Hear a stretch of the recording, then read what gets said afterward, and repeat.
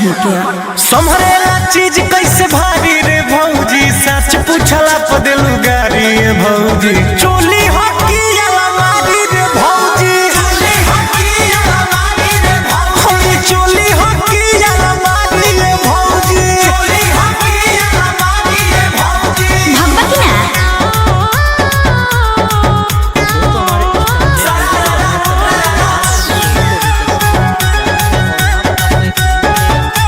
सुना काचा बड़ो बच्चा तनी हो समय रह ऐसे जन फागुनावा के जो समय रह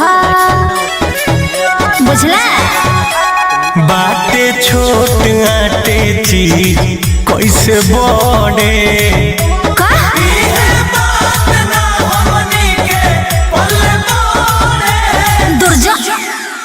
बनेलू हद संस्कारी भौजी, सच पूछला पदेलू गारी भौजी। चोली हकी अलमारी रे भौजी,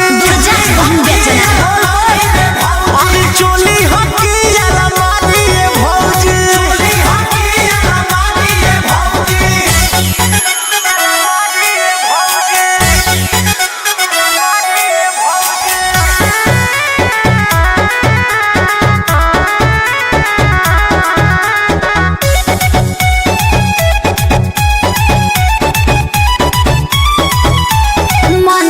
मितरीते सना बाबा करे के कहाँ सिखलो यो टपट साबाल करे के।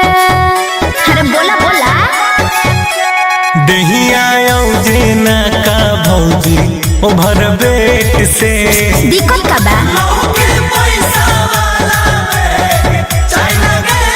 भगवा की नहीं हंसे बुरे है आदत तुम्हारी रे भौजी, सच पूछला पदेलू गारी रे भौजी।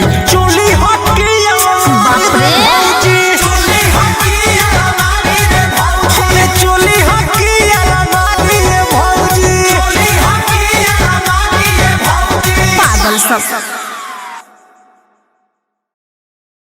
संभरेला चीज कैसे भारी रे भौजी, सच पूछला पदेलू गारी रे भौजी। चोली